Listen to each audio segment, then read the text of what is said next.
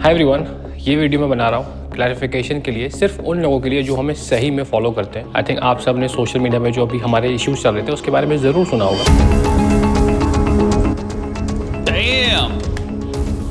उन्होंने बताया है कि गौरव ऋतु को मेड की तरह ट्रीट करते थे। गौरव तनेजा और ऋतु राठी के डिवोर्स रूमर्स सभी का ध्यान खींच रहे थे। ऋतु राठी ने पहले भी गौरव तनेजा के ऊपर एफआईआर और केस वगैरह करके रखा है हैरेसमेंट का। अगर तो ये चीप पब्लिसिटी स्टंट है तो ये बहुत खराब होगा। दिल्ली में हुआ है और डिवोर्स भी दिल्ली में ही होने वाला है। मोस्टली ताने जो कसे जा रहे हैं वो गौरव तनेजा पे कसे जा रहे हैं। अब देखो केस नंबर वगैरह है मेरे पास, लेकिन मैं आप लोगों को दिखाना नहीं चाहती हूँ। डिवोर्स वाला सिचुएशन एक फेक पीआर स्टंट था। और जो लोग सही में फॉलो करते हैं, हमें प्यार करते हैं, एक्चुअली वो लोग उस चीज़ पे बिलीव कर लेते हैं कि इंटरनेट पे जो कंट्रोवर्सी, जो रूमर्स, स्पेशली मैं बोलना चाहूँगा, रूमर्स चल रही होती हैं, और जब इतने सारे लोग एक ही चीज़ के बारे में, एक ही रूमर के बारे में बात करते हैं तो लोगों को वो सच लगने लगता है। देखिए, ये बात शुरू हुई थी जब प्रेमानंद महाराज जी को वीडियो आउट हुआ था और जहाँ पे ऋतु गई थी प्रेमानंद जी महाराज से मिलने। लोगों को ऐसा लगा कि ये पीआर स्टंट है। देखिए, ये जो पूरा इंसिडेंट हुआ, जो लोग प्रेमानंद महाराज जी को सही में फॉलो करते हैं उनको दूध का दूध और पानी का पानी ऑलरेडी हो चुका है। मैंने इंस्टाग्राम पे एक पोस्ट डाला था जिसमें मैंने लिखा था, जोई जोई प्यारो करे सोई मोहे भावे। और जितने भी वीडियो पे या क्रिएटर्स ने या न्यूज़ चैनल्स ने या मीम पेजेस ने उस पोस्ट को लेके अपना एक्सप्लेनेशन दिया है, अनफॉर्चुनेटली किसी को भी उसका मतलब समझ में नहीं आया। कुछ लोग कह रहे हैं those who love me I love them back. कुछ लोगों ने उसका मतलब निकाला कि जो लोग कभी भी किसी को प्यार किया है वही समझ सकते हैं, ब्ला ब्ला ब्ला। तो इससे ये क्लियर होगा कि 99.9% लोग शायद उतनी डेप्थ में प्रेमानंद जी महाराज को फॉलो नहीं करते। हाँ, वो जानते हैं वो कौन है, एक संत हैं, वृंदावन में निवास करते हैं, वो सत्संग करते हैं, एकांतिक करते हैं। बट अगर कोई प्रेमानंद जी महाराज को एक हफ्ता भी सुनेगा तो उसको पता चल जाएगा जोई जोई प्यारो करे का मतलब क्या है। वो एक्चुअली उनके जीवन का सार है। और श्री हित 84 का जो पद है, 84 पद है, उसमें पहला वाक्य, पहला सेंटेंस वो है। तो जब आप प्रेमानंद जी महाराज को ठीक से नहीं जानते, ये नहीं जानते कि उनके एकांतिक और सत्संग कैसे फंक्शन करते हैं, तो आपको वो पीआर ही लगेगा, क्योंकि ऐसा ही मीडिया ने उसको पोर्ट्रे किया है। देखिए, कभी भी जब कोई प्रेमानंद जी महाराज के एकांतिक में जाता है और अपना प्रश्न सामने रखता है तो सबसे पहली चीज़ जो होती है, नवल नागरी बाबा है जो प्रश्न भक्तों के पूछते हैं, वो सबसे पहले श्री सुषमा जी इंदौर से, श्री राकेश जी बिहार से, सबसे पहले वो नाम और वो कहाँ से पूछते हैं, फिर कैमरा पैन होता है उनके ऊपर। सुरेश कुमार जी जौनपुर से, राजा वल्लभ प्रसाद, मीनू जी मुरादाबाद से, श्री हरिवंश महाराज, रश्मि सिंह जी रजिस्टर्ड, वंश जी लंदन से, अमित जी दिल्ली से, आशुतोष दत्त दुबे जी अयोध्या जी से। तो जब ऋतु गई थी, डेफिनेटली हाँ, हस्बैंड वाइफ के बीच में कुछ प्रॉब्लम्स हो सकती हैं। मेरे और ऋतु के बीच में भी ऐसी कुछ प्रॉब्लम्स थी। तो ऋतु लगा मैं महाराज जी के सामने अपना प्रश्न रखती हूँ। उन्होंने वहाँ पे रिक्वेस्ट की कि मुझे एकदम एकांतिक समय चाहिए। प्रेमानंद जी महाराज बहुत बिजी रहते हैं, तो एकदम 1-to-1 एकांतिक समय नहीं दे पाए। बट जो एकांतिक जो टीवी पे आता है, जो यूट्यूब पे आता है, उसमें ऋतु को स्लॉट मिला और ऋतु ने रिक्वेस्ट किया था कि मेरी आइडेंटिटी प्लीज़ हिडन रखिएगा, और उन्होंने इसका रिस्पेक्ट भी किया। तो आप देखेंगे जब ऋतु ने अपना सवाल पूछा था, ऋतु का नाम भी नहीं लिया गया था और वो कहाँ से है ऑब्वियसली, प्लस कैमरा उनके ऊपर पैन करके भी नहीं आया था। इसी से भगवत प्राप्ति हो जाए। श्री हरिवंश महाराज जी, आपके चरणों में कोटि कोटि प्रणाम। महाराज जी, इनका प्रश्न है कि इन्होंने अपनी तरफ से सच्चे प्रेम किया। तो सवाल पूछने लगे तो बीच में किसी को उसी सवाल में फर्दर क्लैरिफिकेशन होते, तो वहाँ ऋतु ने अपना फर्दर क्लैरिफिकेशन पूछा और तब ऋतु की आवाज़ वहाँ पे आई, ये दिक्कत है प्रभु की नौकरी मेरी भी जिंदगी भर नहीं रही। तो लोगों ने ऋतु की आवाज़ को वहाँ से पकड़ लिया कि ये ऋतु राठी की आवाज़ है। आप ये भी चीज़ नोटिस करेंगे, जब भी ऐसा होता है कि किसी बंदे को फर्दर क्लैरिफिकेशन भी होते हैं तो कैमरा हमेशा उन पे पैन करता है, उनको दिखाया जाता है कि वो क्या पूछ रहे हैं। बट ऋतु के केस में ऐसा नहीं हुआ था। प्रयास करें कि हमारा नाम न छूटे। मैं करता हूँ महाराज जी। दूसरी चीज़, जब किसी ने प्रश्न पूछा है तो जनरली बीच बीच में पूरी ऑडियंस पे भी कैमरा पैन होता है। अनफॉर्चुनेटली क्या कह रहे हैं, भगवान की मर्जी थी। वहाँ पे जब किसी और का प्रश्न था तो ऋतु बैठी हुई थी, वहाँ पे ऋतु की एक इमेज आ गई थी और लोगों ने उसको पकड़ के वायरल कर दिया। कुछ चीज़ें होती है जो आपके हाथ में होती ही नहीं है, जो होना होता है वो हो ही जाता है। तो इस प्रकार से वो वीडियो बाहर गया लोगों में, और जो लोग प्रेमानंद जी को फॉलो नहीं करते उनको ऐसा लगा कि सब कुछ नॉर्मल था, ऋतु ने कभी बोला नहीं कि उसकी आइडेंटिटी हाइड की जाए। उनका मकसद यही था कि ये वीडियो वहाँ से बाहर हो। तो this was the entire story of Premanand ji Maharaj episode. हमने तो, ऋतु ने पूरी कोशिश की थी कि वो हिडन रहे, बट जो भगवान को करना होता है वो हो ही जाता है। तो जब ये पूरा इंसिडेंट हुआ, 27 अगस्त की डेट थी, हम अबू धाबी में थे एंड मैं निकल रहा था अबू धाबी से, फ्लाइट पे आ गया। फ्लाइट पर पता नहीं चला, बट जैसे ही लैंड हुए तब पता चला कि ये चीज़ इतनी वायरल हो गई है और उसको हर एक न्यूज़पेपर, हर एक मीडिया हाउस, हर एक चैनल ने, every creator. I think the point is that the terminology जिस चीज ने इसको propel किया वो था कि छल कपट and all of that.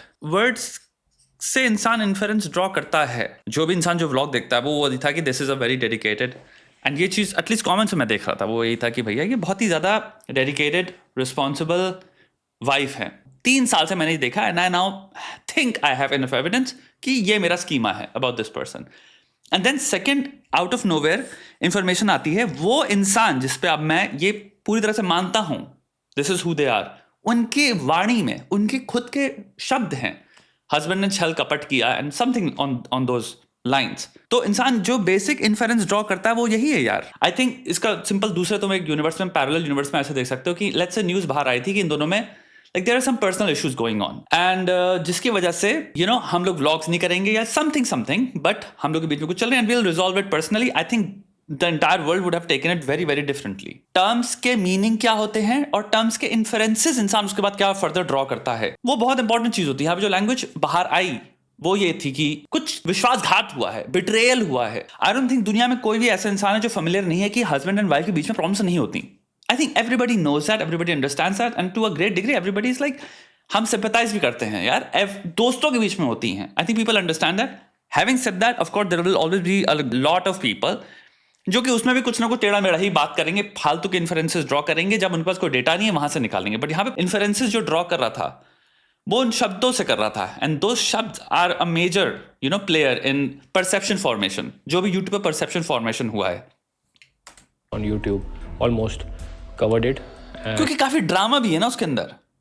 छल कपट किया है हस्बैंड ने, तो वो सिंपल लाइन ऑफ नरेशन देखो ना, एक हो गया कि भाई मेरे दिमाग में मैं हमेशा से तुम लोग को देखता आ रहा हूं और ये था, और उसके पीछे अच्छा इस इंसान ने ऐसा नहीं किया, ये बहुत गॉसिपी चीज है इसके अंदर, तो गॉसिप वाली चीज बहुत कसके फटने की चांसेस हो जाती हैं। एंड उस चीज़ को एक ऐसा नाम दे दिया गया कि मैंने चीट किया है, मैं अबू धाबी में अपनी गर्लफ्रेंड के साथ हूँ। मतलब बहुत अजीब चीज़ें लगाई गई। जब ऐसा अगर किसी स्त्री के चरित्र पे क्वेश्चन उठते हैं तो बहुत लोग खड़े हो जाते हैं, फेमिनिज्म वाले खड़े हो जाते हैं, विमेन सपोर्ट वाले खड़े हो जाते हैं, लेकिन एक आदमी के कैरेक्टर को बैश करा सोशल मीडिया पे, किसी को लगाई, सबको लगाया नॉर्मल है और फेल के करते हैं। पहली बार जब ये न्यूज़ पिकअप हुई तो पूरा नैरेटिव था कि ऋतु सैड है, वो रो रही है, वो पेन में है, और मेरे को एक चीटर बना दिया कि मैं तो भाई चीट करता हूँ अपनी वाइफ को। फिर जब ऋतु ने अपने इंस्टाग्राम पे जो क्लैरिफिकेशन वीडियो डाला कि मैं इस बंदे को 8 साल से जानती हूँ, मुझे मत सिखाओ वो कैसा है क्या नहीं है, कुछ प्रॉब्लम है वो हस्बैंड वाइफ मिलके सॉल्व कर लेंगे। उस आदमी का इन एंड आउट मैं जान होगी, कुछ बात हो जाएगी, सॉल्व तो हो जाएगी। जब ये वीडियो आ गया उसके बाद पूरा नैरेटिव शिफ्ट, अब चीटर वाला नैरेटिव काम करता नहीं, वो शिफ्ट हो गया कि एक पीआर स्टंट है। इसके बाद जो कुछ भी हुआ और किया वो इंटरनेट ने ही किया, वो अपने आप लोगों ने किया, न्यूज़पेपर्स ने किया, यूट्यूब चैनल्स ने किया, क्रिएटर्स ने किया और मीम पेजेस ने किया। इंटरनेट पे इतने लोगों के इतने सारे ओपिनियंस बन जाते हैं कि बहुत मुश्किल हो जाता है एक एक को जस्टिफाई करना। इसलिए वी डिसाइडेड कि यार हम चुप ही रहते हैं, जब आपने कुछ गलत नहीं किया तो आपको किसी से डरने की जरूरत नहीं है। कुछ भी लोग किसी बारे में बात कर रहे होते हैं ना, फिर एक ट्रेंड चालू होता है, स्नोबॉल इफेक्ट बन जाता है। जब लोगों को लगता है कि बहुत सारे लोग इसके बारे में बात कर रहे हैं तो वो लोग भी इसके बारे में बात करना शुरू करते हैं बिना जाने हुए कि इसकी पीछे की सच्चाई क्या। बहुत लोगों ने ट्विटर में, शायद वो मुझे जानते भी नहीं होंगे, फ्लाइंग विश कौन है जानते भी नहीं होंगे, लेकिन सब लोग भर भर के ट्वीट कर रहे थे। लेकिन अगर आपको मैं बताऊं सच्चाई से, ये एक पीआर एक्टिविटी थी और किसने कराई थी ये मैं आपको बताऊंगा। हर आदमी, हर औरत अपनी अपनी मन की स्टोरीज बता रहा था। कुछ लोगों ने तो ये भी क्लेम कर दिया कि मेरे पे एफआईआर हो चुकी है किसी दफा के अंडर, उनके पास एफआईआर की कॉपी भी है। अब देखो केस नंबर वगैरह है मेरे पास, लेकिन मैं आप लोगों को दिखाना नहीं चाहती हूँ। This is the dark side of YouTube, right? जहाँ पे इंसान व्यूज के लिए, पॉपुलैरिटी के अपने आप को प्रोपेल करने के लिए almost they start to pull stuff out of their bottoms, कि हम कंप्लीट फैब्रिकेशंस, कुछ भी इंसान बोलने लग जाएगा, and also to a great degree without any fear of repercussions. क्योंकि इस पे तो तुम अगर ऐसे लेवल पे फॉल्सहुड्स फैला रहे हो किसी के बारे में जो डेफेमेशन के अंदर आता है, this can be problematic for you.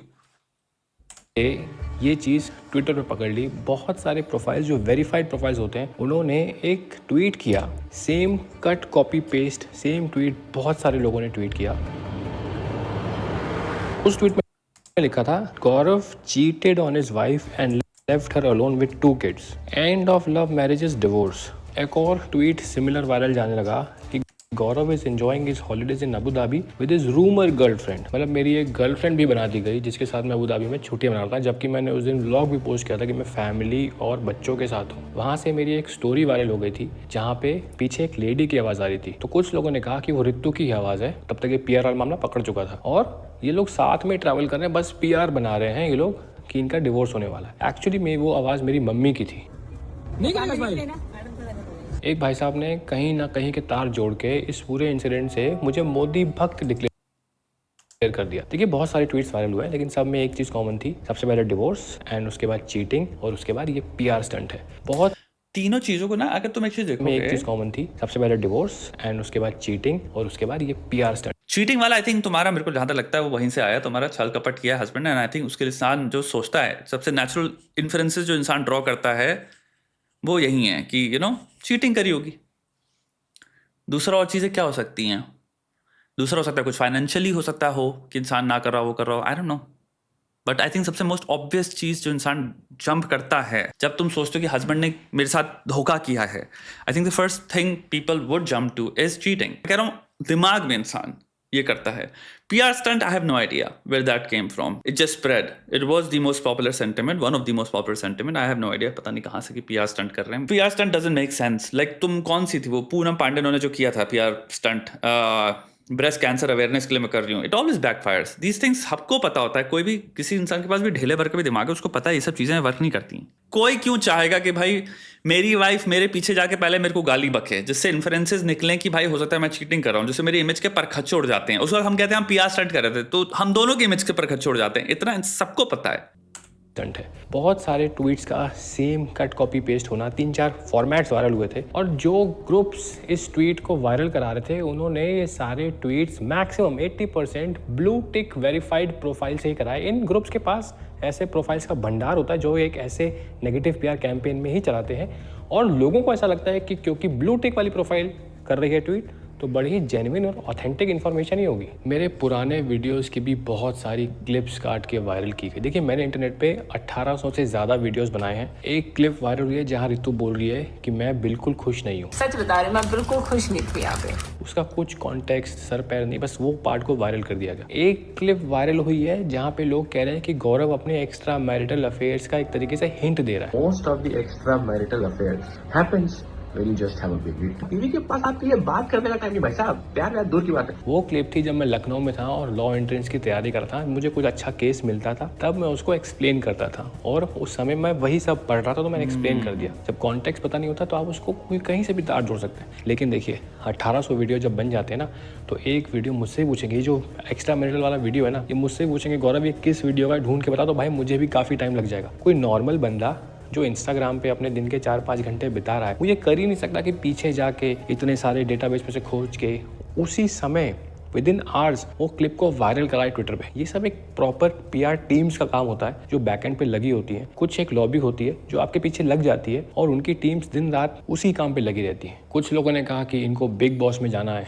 इसीलिए इन्होंने ये सब काम किया। यार बट ये भी आप इसको दो तरह से देख सकते हो, 50-50। सिंपल क्रिटिकल थिंकिंग पॉइंट से बात करूंगा। हम कॉजेशन एट्रीब्यूट कर रहे हैं जहां पे हमारे पास आइदर इस इंसान के पास क्लियर कट प्रूफ है इन चीजों का हुआ है, then of course then you are like कि मैं कॉजेशन प्रूव कर सकता हूं। बट अगर हमारे पास नहीं है तो हम सिर्फ एट्रीब्यूट कर रहे हैं टू अ थ्योरी। एक सिमिलर थ्योरी ये भी हो सकती है कि भाई when you are loved by millions and I think 100 to पता नहीं कितने मिलियन व्यूज इनके महीनों के आते हैं, आप फिर बात कर रहे हो अबाउट 1 million पीपल ऑल्सो जिनके दिमाग में लेट्स से आप अगर प्रोबेबिलिटी के हिसाब से बात कर रहे हो कि किसी को याद रहता है, sure maybe 80% of people won't, but maybe there is 20% of population में some person who was like हाँ वो वीडियो मुझे याद है यार, एक ऐसा वीडियो था वो clip. And it can also naturally happen that clip narrative formation में just fits and that's why it became viral as well. कितने लोग हैं, believe it or not, I being a YouTuber as well, I know कि like कितने लोग हैं जो तुम्हारे yes you're right कि हमें याद नहीं रहता कितनी सारी चीजें, but there are a lot of people who remember let's just say specific parts from specific videos जो तुम भूल चुके हो, and there are people who actually do remember and maybe they will not be able to remember other things जो तुम्हें याद हैं। So मेरे कहने मतलब यह है कि cohorts हो सकते हैं in about 1 million people जिनकी importances, priorities and let's just say inclinations की वजह से उनकी memory में certain percentage और type of videos उनके दिमाग में हैं क्योंकि उनको वो ज़्यादा पसंद आए। तुम्हें हमेशा रखना पड़ेगा 10% या फिर 10% 100% में से हो सकता है जिनकी inclination तुम्हारे content में अलग अलग टॉपिक्स पे हो। हमें यहाँ पे 100 मिलियन या 1 मिलियन लोग नहीं चाहिए, हमें सिर्फ 10 लोग चाहिए जिनको याद था वो। एंड द थिंग इज अब सेकंड चीज आती है the property of that content. Sometimes some content at a moment इतना कस के फिट बैठता है नैरेटिव फॉर्मेशन में कि उसकी वायरलिटी अलग लेवल पे होती है. सो मैं ये कह रहा हूं कि भाई अगर हम थ्योरीज फॉर्म कर रहे हैं तो हम ये नहीं कह सकते कि ये नेचुरल अकरेंस नहीं हो सकता. दैट्स हो सकता है अनलेस तुम कॉजेशन कह सकते हो कि 100% मुझे पता ये नहीं था, then it's a different thing entirely. But ये कहना कि यू नो लाइक मिलियन लोगों में somebody ऐसा हो ही नहीं सकता कि no person would have been able to. ना you never know a million लोगों के दिमाग में क्या चल रहा है, what they're capable of. इतने खतरनाक लेवल ऑफ एबरेंस एंड डिविएशन है. हम अपनी लिमिटेड अंडरस्टैंड में कभी प्रिडिक्ट ही नहीं कर सकते कि ह्यूमंस क्या क्या केपेबल हैं करने को, निकालने को, ढूंढने को. That's also in its own right probable. And ये अगर हमारे पास कॉजेशन है प्रूव करने को, then it's a different thing entirely because now you have proof. Bigg Boss के इनविटेशन पिछले 5 साल से आ रहे हैं. एक और सेट पैटर्न जा रहा था. मेरी जो वेडिंग वीडियो है वो वायरल हो गई और उन्होंने कहा कि जब इनका डिवोर्स का सीन आ रहा है तब ये लोगों को इमोशनल करने के लिए अपनी वेडिंग क्लिप्स सब मार्केट में रिलीज करके वायरल कर रहे हैं. वो वीडियो 2019 में मैंने अपने यूट्यूब चैनल पर डाला था. लेकिन क्या है, कुछ लोग आपको नहीं जानते या जानते हैं, हाँ फ्लाइंग बीस्ट है, 3-4 व्लॉग देखे जो बहुत अच्छे व्लॉग्स बने थे. आसमान में भारत देख लिया, चंद्रयान का लॉन्च देख लिया, but they know who is. तो उनको पता ही नहीं है, उन्होंने जर्नी फॉलो ही नहीं की. उनको लगता है हाँ शायद अभी इसने वेडिंग क्लिप्स वायरल कराई है. इसके साथ ही पड़ोसियों ने तो ये तक दावा किया कि गौरव तनेजा अपनी वाइफ रितु को नौकरों की तरह ट्रीट करते हैं. कि रितु ने this is just wild. This is just so wild. See this is अभी जो मैंने तुम्हारा लास्ट वीडियो डाला वो भी सेम चीज पे ही है. द नैरेटिव फॉर्मेशन एंड भाई साहब तड़का डाल के आप इतना खतरनाक वे में, कन्विंसिंग वे में आप कुछ भी बोल दो विदाउट रेपरकशंस एंड कॉन्सिक्वेंसेस. मेरे को ये समझ नहीं आता. मतलब ये इंसान की जाहिलता का फिर प्रमाण हो जाता है. भाई तभी मेरा भी जो वीडियो था मैंने उसमें कोई छल कपट, इस सब मैंने कोई इन्फ्लुएंस ड्रॉ ही नहीं किए. क्यों? क्योंकि मुझे नहीं पता. It's as simple as that. I don't know क्या छल कपट. छल कपट मींस नथिंग, वर्ड्स हैं वो. मैं क्यों इन्फ्लुएंस ड्रॉ करूं कि चीटिंग हुई है, किसने करी है कि नहीं करी है? भाई क्या पता बे, हु नोस, कुछ ना हो. इतनी कॉम्प्लेक्स है ह्यूमन बिहेवियर, स्पेशली मैरिज के स्ट्रक्चर के अंदर. पर्सनैलिटी आ जाती है. पर्सनैलिटी सिंपल एक वर्ड नहीं है, उसके अंदर इतने ज्यादा वेरिएबल्स हैं. तुम लोगों को पता नहीं है. मैं छोटा सा वेरिएबल बता सकता हूँ. शादियां टूट सकती हैं, परेशानियां आ सकती हैं क्योंकि एक इंसान का sense of humour let's say बहुत डार्क है और सामने वाले की लेट्स से न्यूरोटिसिज्म हाई है. सामने वाला लेट्स से सेंसिटिव है. सामने वाला लेट्स से ओवर थिंकिंग करता है. सामने वाला लेट्स से कॉन्टेक्स्ट डिपेंडेंट चीजें नहीं देखता, वो वर्ड्स पे ज्यादा फोकस करता है. मैं तुम्हें इतनी छोटी छोटी चीजें बता सकता हूं जो कि तुम किसी इंसान को कभी वीडियो में समझा नहीं पाओगे. वो इतनी स्पेसिफिक है टू दोज टू पीपल. किसी इंसान का सिंपल दुनिया को देखने का जो दर्पण है, तुम्हारा जो व्यू है वो डिफरेंट हो सकता है और सामने वाले का व्यू डिफरेंट है. और तुम्हें कहोगे इसमें क्या हो गया, लेकिन व्यू की वजह से जैसी सोच है, एक्शंस है, वो सब काइंड ऑफ कैलिब्रेट होते हैं. और उनमें इतनी छोटी छोटी परेशानियां हो सकती हैं कि जब छोटी छोटी चीजें एक घर में लोगों को आप रख देते हो अगल बगल और वो छोटे डिफरेंसेस आपको लग रहे हैं छोटे हैं, लेकिन जहां आप उसको मल्टीप्लाई करते हो over the course of 400 days, यानी वो 400 डेज रिपीट हो रहे हैं. 400 डे तक वो खा चुके होते हैं सुख शांति को. कि ये इतनी कॉम्प्लेक्स चीज है कि जब तक आपके पास इतनी प्रिसाइज इंफॉर्मेशन नहीं हो कि हाँ चीटिंग हुई है, तब तक बात ही मत करो. लेकिन प्रॉब्लम क्या होती है कि मोस्ट लोग हम ये कॉग्निटिव कॉस्ट नहीं डालेंगे इसमें. हम ये पहली चीज, बहुत ज्यादा लोग आर नॉट इन रिलेशनशिप्स. दूसरी चीज, a lot of people are in relationships but have no idea what marriage is. Marriage and relationships, यानी कि आपकी कोई गर्लफ्रेंड है, दो अलग ही इंस्टीट्यूशंस हैं. बहुत कम उनमें कोरिलेशंस हैं या फिर तुम कहोगे चीजें ओवरलैप कर रही हैं. तो आपको मैरिज क्या होती है वो आपको पता ही नहीं है. सो आप एक बहुत बड़ा परसेंटेज ऑफ पॉपुलेशन की बात कर ले रहे हो जिन्हें रिलेशनशिप ही नहीं पता. अगर रिलेशनशिप पता है, वो डेटिंग पता है, उन्हें मैरिज नहीं पता, तो वो उस हिसाब से 2-3 चीजें सोच पाएंगे. गहराई से सोचने के लिए उनको शायद लाइफ में अभी 35 साल लगेंगे. उन्हें वो एक्सपीरियंस अक्रू करने में कि चीजें होती क्या हैं, चीजों की गंभीरता क्या है, चीजों की गहराई क्या है, वहां तक पहुंचने में उनको 30 साल लगेंगे. तो हम बात करें एक बहुत बड़ी परसेंटेज ऑफ पॉपुलेशन की, दैट इज जस्ट यंग. मैं शायद यहां पे अज्यूम करूंगा इनकी बहुत बड़ी पॉपुलेशन यंग ऑडियंस थी. अब तुम एक यंग ऑडियंस की बात करो जिसे ना कोई कॉन्सेप्ट पता है रिलेशनशिप का, मैरिज कॉम्प्लेक्सिटी, पर्सनैलिटी की कॉम्प्लेक्सिटी, इंटरपर्सनल डायनामिक्स की कॉम्प्लेक्सिटी. बच्चों से चीजें और कॉम्प्लेक्स हो जाती हैं क्योंकि अब 4 लोग हो गए. होटल में रंगे हाथों किसी लड़की के साथ गौरव को पकड़ा है. एक रेप्यूटेड न्यूज़ चैनल, वैसे तो सारे न्यूज़ चैनल्स हैं, लेकिन मेरे सामने जो वीडियो लगा, न्यूज़ 18 का एक चैनल है, उसकी एंकर है भावना. उन्होंने ऐसे रिमार्क्स किए हैं कि आपको सुन के शर्म आ जाएगी. गौरव को रंगे हाथों पकड़ा एस्कॉर्ट्स के साथ. मैं हूं भावना और आप देख रहे हैं न्यूज़ 8। ऋतु राठी ने गौरव तनेजा को उसे धोखा देते हुए रंगे हाथों पकड़ा। एस्कॉर्ट्स के साथ होटल रूम। रेडिट पर एक यूजर ने गौरव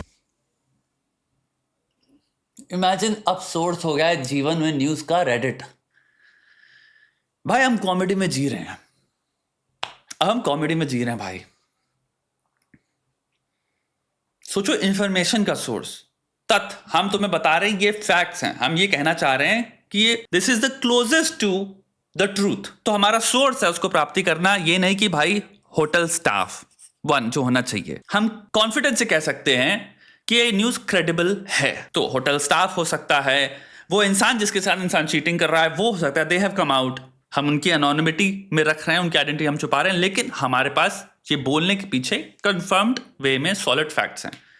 नहीं, कोई भी अनोनिमस अकाउंट जिसने अपनी अकाउंट डिलीट कर रखा है by the identity, this could just be some piece of human garbage, just a sadist, a vulnerable narcissist जिसे नहीं जचता नहीं पचता भाई इनको गिराना है। कमेंट सेक्शन में आपको एक चीज समझना, हमेशा चीज समझना, there is a percentage of people जो वल्नरेबल नार्सिसिस्ट होते हैं, तो इनका सेल्फ व्यू बहुत ऊपर है, बट जिंदगी में कुछ कर नहीं पाए, ये शाये भी हैं। तो ये कमेंट सेक्शन में अपनी नार्सिसिज्म को निकालते हैं और इनका प्रिडोमिनेंट व्यू यही होता है कि भाई सबको गिराओ, बस ये कुछ नहीं है, तू कुछ नहीं है। एविडेंस उनके पास कुछ नहीं होगा, उनके पास कोई तथ्य नहीं होगा उनकी बातों में, लेकिन बस उनको बहुत यहां पे सुख मिलता है भाई अपनी सुपीरियरिटी दिखा के। कैसे? दूसरों को गिरा के, बस गिराना है। It could just B one person like this जिसको उसकी पर्सनालिटी के पॉइंट ऑफ व्यू से खुशी मिली करने में। अब इसको कैसे वेरीफाई कर सकते हो? तनेजा और ऋतु से रिलेटेड एक लंबा चौड़ा पोस्ट किया है और वो क्या क्लेम कर रही हैं कि ये किसी रेडिट यूजर ने लिखा है, ना उस यूजर का पता है वो कौन है। कल को मैं भी लिख दूंगा कि भावना जी के हस्बैंड को पकड़ा गया होटल में रंगे हाथों के साथ, खुद ही एक रेडिट पे पोस्ट बना के और उसको अपने यूट्यूब पे चालू कर दूंगा, तो कैसा रहेगा? आगे भावना जी कहती हैं कि जब सेकंड प्रेगनेंसी हुई थी तो गौरव बहुत परेशान थे क्योंकि उनको एक बॉय चाहिए था, और गर्ल हुई तो उन्होंने ऋतु पे अत्याचार चालू कर दिया और इनकी डिफरेंसेस चालू हो गए। सीरियस इशू तब हुए जब कपल रीडिंग फ्रॉम रेडिट। गौरव की ओर से साफ दबाव था कि वे एक लड़का चाहते हैं। जब एक बच्ची का जन्म हुआ तो गौरव और उनकी फैमिली बहुत निराश हुए। मतलब आप इन बड़े न्यूज़ चैनल्स और रिपोर्टर्स की मानसिकता देखिए, इनकी पर्सनल मानसिकता ही है जो वीडियोस के द्वारा निकल के आती है। उन्होंने ये भी कहा कि ऋतु ने गौरव का फोन पकड़ लिया जहाँ पे वो ऑनलाइन पेड सेक्स सर्विस ले रहे थे। ऋतु को गौरव के फोन से ये भी पता चला कि गौरव को संदिग्ध वेबसाइट्सों पर ऑनलाइन पेड सेक्स सर्विसेज भी मिलती है, जिसे ऋतु ने रंगे हाथों पकड़ा। वीडियो के एंड में ये रिपोर्टर्स बड़े कन्वीनियंटली कह देते हैं कि ये वेरीफाइड नहीं है। हाल ही में ऋतु ने गौरव को फिर किसी के साथ उसे धोखा देते हुए पकड़ा जब वो होटल रूम बुक कर रहा था। न्यूज़ 18 की टीम भी इस दावे की पुष्टि नहीं करती, लेकिन वाह, एज इफ लाइक जितने लोगों ने भी सुना वो उनके लिए मेन फीचर था कि ये लास्ट पॉइंट लोग ओ पुष्टि नहीं करती है, ओ फिर तो हम सब बिल्कुल सिंपल सा स्टैटिस्टिक है। Falsehood spread 70% faster than true statements, यानी कि झूठ 70% तेज फैलता है। तो आपको झूठ बस बोलना है लाइफ में, किसी के बारे में, किसी के चरित्र अगर आपको परखच छुड़ाने, आपको बस झूठ बोलना है उनके बारे में। और प्रॉब्लम क्या होती है, इंसान के अंदर जो कॉग्निटिव लेट्स से फैकल्टीज हैं सत्य और झूठ में परख करने के, वो भी बहुत ही इंफीरियर हैं।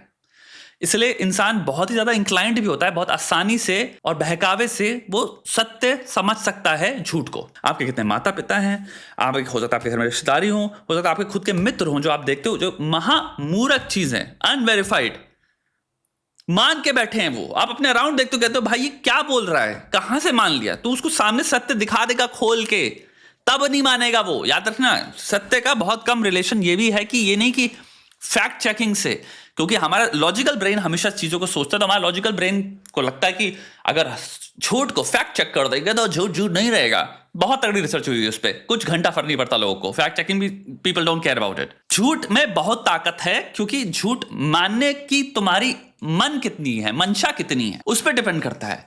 तो अगर कोई है कि हाँ इसने किया होगा, अब भैया कोई मैं घर में बैठा हूं, मेरे को उसकी शक्ल आती नहीं पसंद, भाई मेरी हो गई motivation, I am already motivated to believe कि negative things about him, more so कि मैं कहूं कि even though I don't personally like him for whatever reason, but मैं neutral रहूंगा because मैं data oriented हूं। कितने लोग मिले तो मैं ऐसे होते हैं। People believe things about people based on impressions, heuristically based impressions। कोई भी person है जिसके साथ cheating हुई है, आप already motivated हो to sympathize toward कोई भी इंसान जिसको इवन परसीव्ड है कि इनके साथ चीटिंग हुई है, कोई डेटा नहीं है, बट आप ऑटोमेटिकली इमोशंस पे एक्ट करोगे सडनली, मेरे साथ भी चीटिंग हुई है। अब आपको पता भी नहीं इसके साथ चीटिंग हुई भी कि नहीं हुई है, बस सिर्फ सिग्नल किया गया है, इंडिकेशन है, लेकिन इंसान कूद जा रहा है, नहीं ये इंसान जाहिल है, कमीना है। तो तुम देखोगे बहुत सारी बात जब होता है ना कि सारे मर्द ऐसे होते हैं, इसके पीछे कॉजेशन है, भावना से आ रही है बात, महामूर्ख बात है ऑब्वियसली, लेकिन कहां से आ रही है? भावना से आ रही है। अब तुम्हें भावना को ट्रेस करोगे तो हो सकता है भाई सोशली आपने सीख लिया एनवायरमेंट से कि ये कूल चीज है बोलना, या फिर हो सकता है ये दर्द से आ रही हो, ये हो सकता है घर से आ रही हो, ये हो सकता है एक चोट से आ रही हो, ये हो सकता है एक रिसेंट एक्सपीरियंस से आ रही हो, ये हो सकता है बहुत ही बड़े लेवल के एक्सपीरियंस से आ रही हो, माता पिता के आपने देखा पिताजी ने धोखा दिया आपकी माता जी को तो वहां से आ रही है। भाई ह्यूमन बिहेवियर इसलिए कॉम्प्लेक्स है क्योंकि जब तक हम भी उसको ह्यूरिस्टिकली देखेंगे तब तक कहेंगे ए तो मूर्ख बात है, औरत मूर्ख है या आदमी मूर्ख है ये बोलने के लिए, लेकिन आप जहां उसके पीछे जाएंगे इन्वेस्टिगेशन करेंगे तो आपको दिखेगा यार तो दर्द है इसके पीछे। यार मैं समझ सकता हूं कहां से आ रही है बात, मैं समझ सकता हूं ये इमोशनल बात है, लेकिन इसके पीछे इंसान के साथ मुझे शायद बैठना पड़ेगा। एंड मे बी यहां पे इसको मूर्ख बोलना is not the brightest thing to do, it's not the nice or even the right thing to do, क्योंकि मैं क्रूअल्टी ऐड कर रहा हूं उस इंसान की चोट पे। हाई कोर्ट और सुप्रीम कोर्ट के द्वारा ये सेटल्ड लॉ है कि आप अगर किसी चीज़ को रीपोस्ट करते हैं, ट्विटर पे रीशेयर करते हैं, कहीं पे भी रीशेयर करते हैं या किसी और यूज़र के लिखे हुए किसी भी पोस्ट को पढ़ते हैं तो that is considered as good as publishing that report. और आखिरी में सिर्फ एक डिस्क्लेमर दे देना, वो आपकी वाइकेरियस लाइबिलिटी के अंदर आता है और आपको उससे छुटकारा नहीं मिल सकता। इंस्टाग्राम पे बहुत सारे मीम पेजेस भी एक्टिव हुए। देखिए मीम मार्केटिंग आजकल एक बड़ा तो धज्जियां उड़ा दी थी भाई, मीम सब बहुत चले हैं, टूल है अपनी बात को एक फनी वे में लोगों तक पहुंचाना। और बहुत सारे लोग मीम मार्केटिंग का सहारा लेते हैं, ये कोई फ्री में नहीं होती। जो बहुत सारे मीम पेजेस बने बैठे हैं इनके एडमिन्स होते हैं फ्री में आजकल फ्री में काम कोई नहीं करता, पैकेज दिया जाता है, वो लोग बोलते हैं 5 से 10 मीम बना के भेजेंगे, आप 3 सेलेक्ट कर लेना। 3 मीम्स का पैकेज यूजुअली मार्केट में चलता है। तो अगर आप देखेंगे मीम पेजेस ने भी with in a day 3-4 memes निकाल के उसको वायरल करा दिया। तो अगर आप इतना एक वेल कोऑर्डिनेटेड पूरा सिनेरियो देखेंगे इंटरनेट पे जहाँ पे आपको बम्बार्ड किया जा रहा है, विद इन 3-4 डेज सब कुछ ब्लास्ट कर दिया गया, तो कहीं ना कहीं आप बिलीव करने ही लगेंगे कि ये PR स्टंट था। इसमें यूजुअल अगेन हम ये नहीं कह सकते अगेन कि मीम पेजेस अगर कोई मीम बॉम्बार्ड कर रहे हैं या बना रहे हैं उसका कॉजेशन यही है कि उन्होंने पैसा लिया है।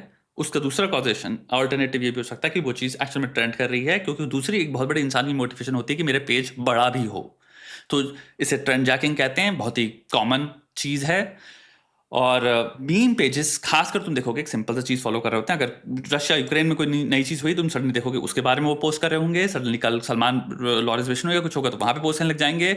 एक कोई न्यूज़ आएगी बाहर जो भी इस वक्त पॉपुलर चल रही है वो वहाँ पे पोस्ट करने लग जाएंगे। अभी योगी आदित्यनाथ का आया था तुम्हारा नॉन एनकाउंटर किए, वो वहाँ चलने लग गए। तो वो तो यार मैं यहाँ पे बस ये कहना चाह रहा हूँ कि किसी चीज़ के पीछे इतनी स्ट्रांग कॉजेशन एट्रीब्यूट करने से पहले हमें एक ऑल्टरनेटिव चीज़ों को भी मद्देनजर रखना चाहिए कि वो चीज़ें हाँ और भी मोटिवेशंस एग्जिस्ट करती हैं, सिर्फ एक मोटिवेशन नहीं है कि अगर ये हुआ है तो उसके पीछे मैलिस ही है या फिर कोई बहुत प्लान्ड कंस्पिरेसी है। You don't know unless you have proof, unless you actually have proof कि दिस इज इट। ऑडियंस की कोई गलती है ही नहीं। लेकिन अब सवाल आता है कि ये PR कैंपेन चला कौन रहा था। देखिए right now guys I am not at an edge and position कि मैं पब्लिसिटी के लिए चीप स्टंट्स करूं। There is a certain group that attacks me every time, that wants to attack my credibility, क्योंकि उनको शायद ये सहन नहीं हो पाता कि एक सेंसिबल बंदा, एजुकेटेड बंदा वो अपने कल्चर और धर्म के लिए हमेशा स्टैंड लेता है। But that's a hypothesis. I thought you had proof.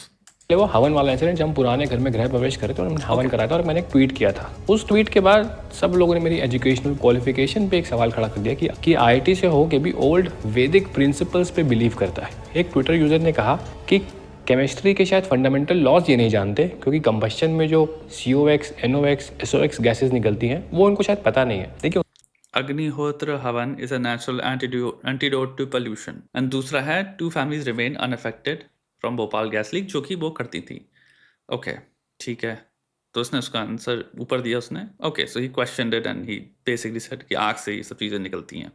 में जो COX, NOx, SOx गैसेस निकलती हैं वो उनको शायद पता नहीं है। देखिए उनकी गलती बिल्कुल नहीं है, क्योंकि स्कूलों में और कॉलेजों में जो कंबस्टन और केमिस्ट्री पढ़ाया जाता है वहाँ बिल्कुल वही पढ़ाया जाता है कि वो बोल रहे हैं। मैं बिल्कुल उनसे सहमत हूँ। लेकिन आपको बता दूँ अभी हज़ारों रिसर्च ऐसी हो चुकी है हवन और अग्निहोत्र के ऊपर, जिसमें से कि एक रिसर्च आपको बताता हूँ जो कि central pollution control board Delhi के अंडर हुई थी। वहाँ पाया गया था कि हवन करने से माइक्रोब्स इन द एयर कम होते हैं, SOx, NOx कम होती हैं, वाटर प्यूरिफिकेशन में काम आता है। अकॉर्डिंग टू द रिसर्च जो माइक्रोबियल काउंट है एयर में। अरे यार वो बड़ा कर रखा है, पढ़ नहीं पा रहा इस चक्कर में मैं। Pathogens का there was a reduction of 55% in bacteria, 15% in fungi, 79% in pathogens on the next day after the यज्ञ was over। और यज्ञ के पहले दिन there was a reduction of 47% in NO2, 60% on the next day। In case of SO2 reduction was 86% on the day of the experiment, almost 100% on the next day, क्योंकि जो SO2 के levels थे वो डिटेक्शन लेवल के नीचे थे। अगर आप ग्राफ भी देखेंगे उन्होंने प्लॉट किए थे कि यज्ञ के पहले और यज्ञ के बाद NO2 और SO2 और SPM के लेवल्स क्या थे, उसमें रिमार्केबल डिफरेंस था। इसके बाद आ जाता है ईयर पियर्सिंग का इशू। हमारी जो बड़ी बेटी है, यहाँ तो ऑब्वियसली जिन लोग की फील्ड है वही लोग इस पे वो कर पाएंगे, बट यहाँ पे हमें ये नहीं भूलना चाहिए, हम यहाँ पे कॉजेशन प्रूव करने वाले हैं। Because this to me seems like a separate thing कि ही पोस्टेड समथिंग जो कि साइंटिफिक जिसमें क्लेम्स थे, ध्रुव चैलेंज दो scientific claims, now he is proved कि देखो रिसर्च कहती है मेरे साइंटिफिक क्लेम्स सही थे, ओके। उसकी ईयर पियर्सिंग होती है। देखिए हमारे धर्म में 16 संस्कार होते हैं और ईयर पियर्सिंग उसमें से ही एक संस्कार है जो कि सबको करना चाहिए जो भी बिलीव करते हैं अपने धर्म में। जब हमने वो किया तो हमें एक इररिस्पॉन्सिबल पेरेंट बोल दिया गया। हिंदुस्तान टाइम्स द्वारा उन्होंने एक आर्टिकल पब्लिश किया था और इसको चाइल्ड अब्यूज से लिंक कर दिया गया। इसके लिए हमने कोर्ट का दरवाजा भी खटखटाया और सिंपल सी एक बात रखी कि कुछ धर्म में सरकमसिजन होता है या खतना होता है, क्या उसको भी आप चाइल्ड अब्यूज बोलेंगे? माता पिता अपने बच्चों के कान पियर्स कर रहे हैं, ये अब प्रॉब्लमेटिक हो गई ये चीज। क्या ये सिर्फ हमारे धर्म में नहीं, बाय द वे ये ग्लोबली हो रहा है, तो दुनिया में हर जगह होता है। जिनके घरों में बेटियां होती हैं, कितने लोग होते हैं जो एक्चुअल में बच्चा जब छोटा 3, 4, 5 महीने का होता है तभी पियर्स कर देते ताकि बच्चों को दर्द वो चीज बच्चा यूज्ड टू हो जाए। कुछ लोग होते हैं 1 साल में करते हैं, कुछ लोग होते हैं 2 साल में करते हैं। इसमें क्या प्रॉब्लम है? ये चाइल्ड अब्यूज कहाँ से हो गया? कुछ ज्यादा नहीं है ये। अपोजिट पार्टी थी हिंदुस्तान टाइम्स, सबके मुंह बंद हो गए। दिल्ली हाई कोर्ट ने उनको अच्छे से फटकार भी लगाई और वो article take down. It's so stupid. It's so stupid. करने के लिए भी बोला। इसके बाद एक इंसिडेंट हुआ था मेरे बर्थडे पे दिल्ली मेट्रो का। 2 बजे का मीटिंग टाइम था, 1:30 बजे का। वहाँ बहुत सारी भीड़ आ गई थी। डेफिनेटली मैं एग्री करता हूँ कि वो एक इमेच्योर डिसीजन था। आप लोगों को पता होगा कि सिनेरियो क्या हुआ। रितु ने सरप्राइज प्लान किया था, it went other way around. 1:30 बजे भीड़ इकट्ठा हुई, लेकिन भीड़ 12 बजे से लगना वहाँ शुरू हो गई होगी। 1:30 बजे चमत्कारिक सब लोग एक तरह आने गए होंगे एक साथ। पुलिस बैठी रही। जब भीड़ लग रही थी उन्होंने लॉ एंड ऑर्डर का ध्यान तब नहीं रखा, ट्रैफिक का ध्यान नहीं रखा। 11:30 12 से वहाँ भीड़ लगना चालू हो गई थी रोड पे। पुलिस ने वहाँ राउंड भी लगाए, but they were waiting for me to come. यहाँ कुछ होगा, इसको अरेस्ट करेंगे। जब मैं वहाँ उतरा तो कुछ ऐसे लोग वहाँ आ गए थे जो मुझे जहाँ जाना था, हमारे पास जिस मेट्रो स्टेशन की परमिशन थी, वहाँ से ड्राइव करके मुझे वो इस मेट्रो स्टेशन ले गए। अब जब मैं उस मेट्रो स्टेशन गया, वहाँ की परमिशन नहीं थी, मुझे अरेस्ट करके वो पुलिस स्टेशन लग गए। रितु और बच्चों को इसलिए नहीं कर पाए क्योंकि वो करेक्ट मेट्रो स्टेशन पर थे। मेरे जो पर्सनल वहाँ पे सिक्योरिटी के लोग थे उनको बाहर कर दिया गया। कुछ संदिग्ध लोग इनर सर्कल में आकर, इतनी भीड़ थी, क्राउड जहाँ जा रहा था मैं वहीं जा रहा था, वो मुझे वहाँ ले गए और ये पूरा इंसिडेंट हुआ। जब मैं पुलिस स्टेशन पहुंचा, police was in a rush to circulate my arrested images with the media with the intention, आप गैस लगा लीजिए। देखिए जो धाराएं FIR की मुझ पे लगाई गई थी मेट्रो स्टेशन केस में, उसकी मैक्सिमम सेंटेंस 6 मंथ्स होती है और as per the law CRPC में लिखा हुआ है, नया वाला भी है, नाम चेंज हो गया, कि जिस भी ऑफेंस में 6 महीने से कम का सेंटेंस होता है, पुलिस को उसकी इन्वेस्टिगेशन 90 डेज के अंदर कंप्लीट करनी है। एक्सटेंशन लेना भी तो मैक्सिमम 6 मंथ्स का एक्सटेंशन मिल जाता है। आज की डेट में खड़े यहाँ पे बात कर रहा हूँ, 2.5 साल हो चुके हैं। पुलिस की तरफ से मुझे कोई भी इंटीमेशन नहीं आया है कि उस FIR का क्या हुआ, इन्वेस्टिगेशन आगे बढ़ी, उन्होंने क्या पाया, 0। अब बात कर लेते हैं एक फाइनेंशियल क्राइसिस वाली चीज़ की जो बहुत लोगों को याद होगी। 2020 मई में मैंने फाइनेंशियल क्राइसिस का वीडियो बनाया था। उसके 1 साल बाद मैंने अपनी BMW कार ली थी और BMW कार की पहली राइड मैंने कहा था, हम लोग उस समय लखनऊ में थे, तो अयोध्या में ही करेंगे। जब वो कार ली, उसके बाद अयोध्या गए, उसके बाद लोगों ने वो फाइनेंशियल क्राइसिस वाले इशू का मीम बनाना सर्कुलेट किया पूरे 1 साल बाद। और मैं उसका क्लैरिफिकेशन दे भी चुका था 2020 में। जो मेरी सेविंग्स थी 2020 में मेरा चैनल उतना नहीं चढ़ा था, लॉकडाउन के जस्ट स्टार्टिंग में। लॉकडाउन में मेरे को ग्रोथ मिली थी, उसके पहले उतना नहीं हम कमाते थे यूट्यूब से, पर जितना भी कमाया था पायलट जॉब से और यहाँ से, हमने एक पीस ऑफ लैंड में इन्वेस्ट किया था। वो पीस ऑफ लैंड में कुछ दिक्कत आ गई थी, उसमें कुछ लीगल केस हुआ था और काफ़ी सारे लोगों ने आसपास की ज़मीनें में इन्वेस्ट किया था। कमर्शियल ऑल्सो एक और चीज़ आपको यहाँ पे सिंपल सी समझनी है कि financial problems is a very individual to individual subjective perceptive तुम्हारा टेक। हम कहानियाँ सुनते हैं बचपन से कि एक बार अमिताभ बच्चन की, आई डोंट नो हमारी तुम्हारी जनरेशन जो है यंग यहाँ की सुन रही है कि सुन रही, बट भैया हम जब छोटे थे हम सब ने कहानियाँ सुनी कि अमिताभ बच्चन के ऐसे आ गए थे, दिवाला लग गया था, ये वो हो गया था कि भैया कंपनियां उनकी बिक गई थी, बेचारे बहुत गरीब हो गए थे।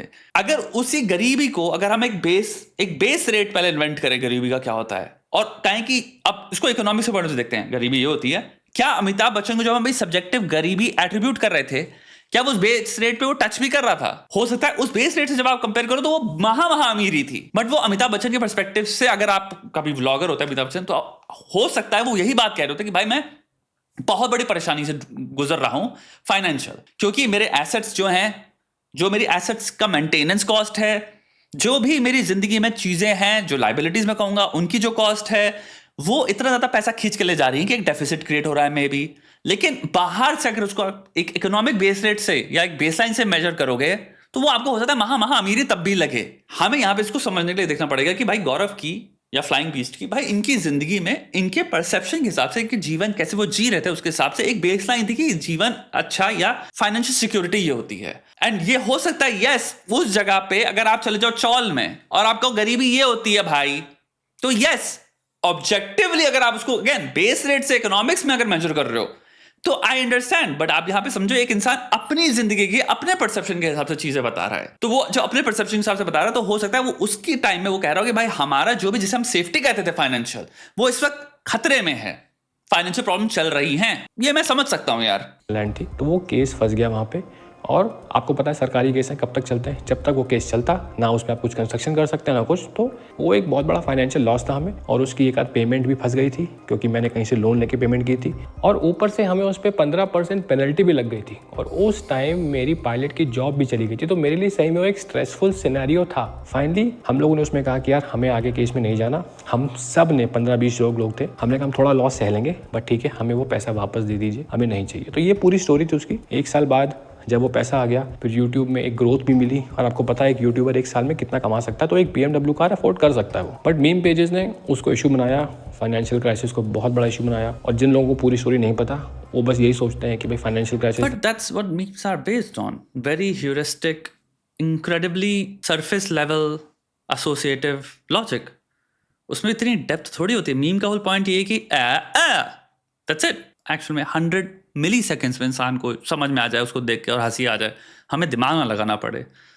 था बेवकूफ़ बनाया लोगों को, और शायद 1 महीने बाद कार खरीद ली। और उसके बाद तो रिसेंट ये मैरिज वाला इंसिडेंट आपको पता ही है, कैसे सब लोग एक्टिव हुए, ट्विटर पे कोऑर्डिनेटेड पोस्ट गए, क्रिएटर्स ने सारे ने वीडियोस बनाई। लेकिन इतना सारा अगर आप सोचेंगे PR हुआ है तो काफ़ी सारा पैसा उस लॉबी ने खर्च किया होगा इसको इतना बड़ा वायरल कराने के लिए। अगर ये PR स्टंट ही होता और हमें ये तो assumption है ना, फिर हम अभी assumption में खेल रहे हैं कि okay, so I thought like he had proof और समथिंग ना होता। तो जब ये कंट्रोवर्सी चल रही थी, मैं तो रोज व्लॉग पोस्ट करता, मैं तो रोज बताता कि आज ये हुआ, रितु भी रोज व्लॉग पोस्ट करती, तभी तो उसका आप फायदा उठा सकते हैं, अदरवाइज क्या फायदा उठाएंगे आप। जब ये पूरा इंसिडेंट हो रहा था तो थोड़े लॉयर्स ने भी रितु को कॉन्टैक्ट किया, और वो लॉयर्स सरप्राइजिंगली उसी लॉबी से थे जो हमें अपोज करते हैं। एंड जब मेरा हिंदुस्तान टाइम्स का केस भी हुआ था तो ऑपोजिट पार्टी से भी उनमें से कुछ लॉयर्स वहाँ पे भी खड़े थे, तो उनको लगा शायद अब तो उनका घर टूटने वाला है, घुस के और जल्दी तोड़ते हैं। लेकिन एंड में मैं यही कहूँगा, बहुत लोग इस सिचुएशन में मेरे साथ खड़े भी रहे। जो भी ईमेल्स और DMs मेरे को आए वो 99% ऐसे थे कि वी लव यू,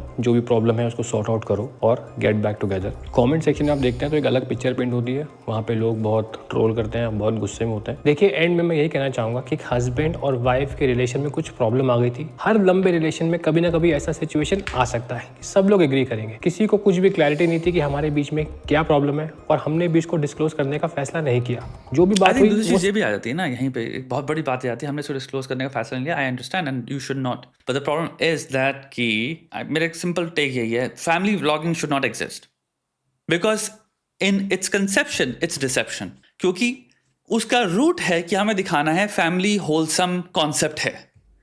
तो जैसे हमारे पास ये चॉइस आती है कि हमें प्रस्तुत करना है हम साथ साथ हैं मूवी की रियलिटी, हम गिव अवे या हम सिंपल मूव अवे कर जाते हैं सिंपल रियलिटी से जो एक्चुअल में सत्य है। वो है कॉम्प्लेक्सिटी, वो है कि भाई पर्सनालिटी फैक्टर्स हैं, वो है कि हम एक्टर्स नहीं हैं, वो है कि हम नैरेटिव्स के बेसिस पे काम नहीं करते जीवन में, वो है कि भाई हार्मोनल चेंजेस होते हैं हमारी बॉडी में, खाने के चेंजेस होते हैं, हम अगर स्लीप डिप्राइव्ड हैं तो हमारे उससे मूड में फर्क पड़ता है, हो सकता है भाई हमें पर्सनालिटी डिसऑर्डर्स हो सकता है, भाई कितनी सारी चीज़ें हैं जो कि हमने कभी कॉन्शियसली रजिस्टर ही नहीं करी हैं और हम बस डिनायल में जी रहे हैं जो कि एक्चुअल हमारे कॉन्शियस बिहेवियर में फर्क डालते हैं। हमारे थिंकिंग पैटर्न्स क्या हैं, हम एक्चुअली बहुत ही कॉन्ट्रडिक्शन में सोचते हैं, हम जो कहते हैं हो सकता है कई बार करते हैं उसका ऑपोजिट ही हो सकता है हम जो बहुत सारी चीजें मानते हैं बिलीव करते हैं वो सब थ्योरेटिकल मानते हैं।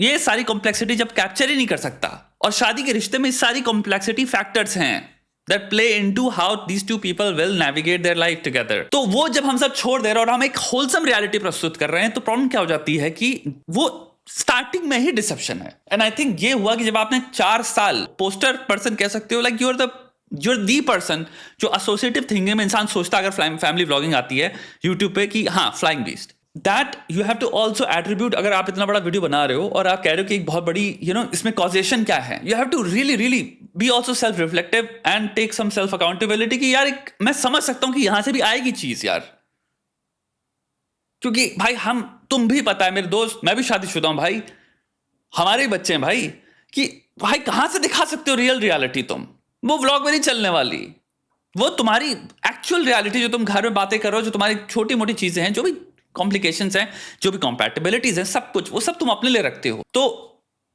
जब आप 4 साल से एक बहुत बड़ी ऑडियंस को ये चीज दिखाते हो तो एक बहुत बड़ा परसेप्शन फॉर्म होता है कि ये लोग ऐसे हैं। एंड ये भी आप कंसिडर करो बहुत बड़ी percentage of people maybe heuristically ही चीजों को परसीव करती है, उनको नहीं डालना भाई, हम कॉम्प्लेक्सिटी अपने तरफ से अज्यूम करेंगे, नहीं करने वाले बहुत कम लोग होंगे जो करेंगे। अब हो सकता है भाई कोई स्कॉलर हो, कोई पीएचडी हो, जो हो सकता है कुछ लोग हो जो सोशल साइकोलॉजिस्ट हो, कॉग्निटिव साइकोलॉजिस्ट हो, भाई वो सब तुम्हारे ब्लॉग देख रहे हैं एंड वो अज्यूम कर रहे हैं अपने बिहाफ पे, क्योंकि वो पढ़ाई करते हैं उन चीजों की, उन्हें पता है कि हमें आई अंडरस्टैंड चीजें are far more complex than how they seem in the vlogs. Most people are not. कोई इंसान फिजिक्स पढ़ रहा है, कोई अपने आईआईटी जेईई की पढ़ाई कर रहा है, कोई इंजीनियरिंग या मेडिसिन पढ़ रहा है, तो उसको इन लोगों को देखता हूं मैं दिल में सुकून मिलता है, अच्छी फीलिंग आती है, एक कन्फर्मेशन बायस से अफर्म कर रहा हूं एक परसेप्शन ऑफ अ रिलेशनशिप जो नैरेटिव द्वारा क्रिएट किया गया है। तो ये धोखा है। एंड ये हो सकता है बुरा लगे सुनने में लोगों को, बट ये भाई कॉमन सेंस, रीजनिंग, रैशनैलिटी, कोई भी इंसान सत्य की जो खोज कर रहा है, और हम बात कर रहे हैं वापस हिंदुइज्म की, हिंदुइज्म का टेनेट है सेंट्रल सत्य की खोज।